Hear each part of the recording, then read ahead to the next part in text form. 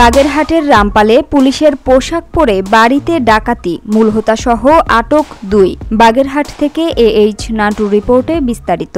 পুলিশের পোশাক পরে বাগেরহাটের রামপালে সংঘবদ্ধ ডাকাতি করে পালিয়ে যাওয়ার সময় মোল্লাহাট এলাকা থেকে শুক্রবার সকালে ডাকাত দলের প্রধানসহ ২ জনকে আটক করেছে রামপাল থানা পুলিশ।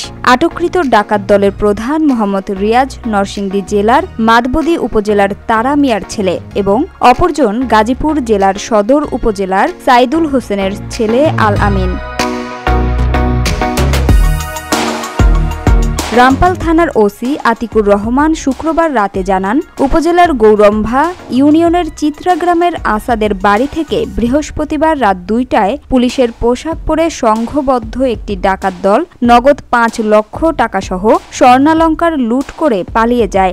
ঘটনাটি আমরা জানতে পেরে প্রযুক্তি ব্যবহার করে শুক্রবার সকাল ৭টায় ডাকাত দলের প্রধান রিয়াজ ও তার সহযোগী আলামিনকে আটক করা হয়। এ সময় ডাকাত দলের আরও ৫ থেকে ৬ জন পালিয়ে যায়। তিনি আরও বলেন, এ সময় তাদের কাছ থেকে ডাকাতির কাজে ব্যবহৃত মোবাইল হ্যাকিং ডিভাইস, ২টি ককটেল, ৪ সেট পুলিশের পোশাক, ডাকাতি করা ৫,১৬,০০০ টাকা, গ্রিল ও গ্যাস কাটার ও ৩টি দেশীয় অস্ত্র উদ্ধার করা হয়।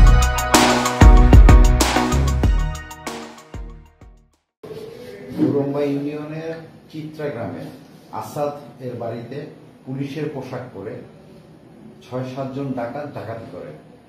ডাকাতি শেষে পরবর্তীতে আমরা দ্রুত যখন ওই বাড়ি থেকে 999-এর মাধ্যমে অবগত হই, আমরা দ্রুত সেখানে পৌঁছাই এবং তথ্য প্রযুক্তির সহায়তায় খুব দ্রুত সময়ে আমরা অভিযান পরিচালনা করে আসামিদেরকে একটি হাইস মাইক্রোসহ গ্রেফতার করতে সম্ভব হয়।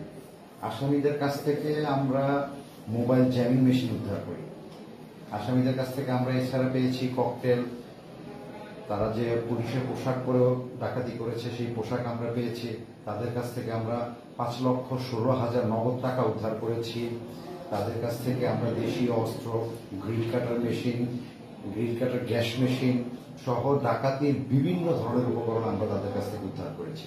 Samia Sultana, GBC television.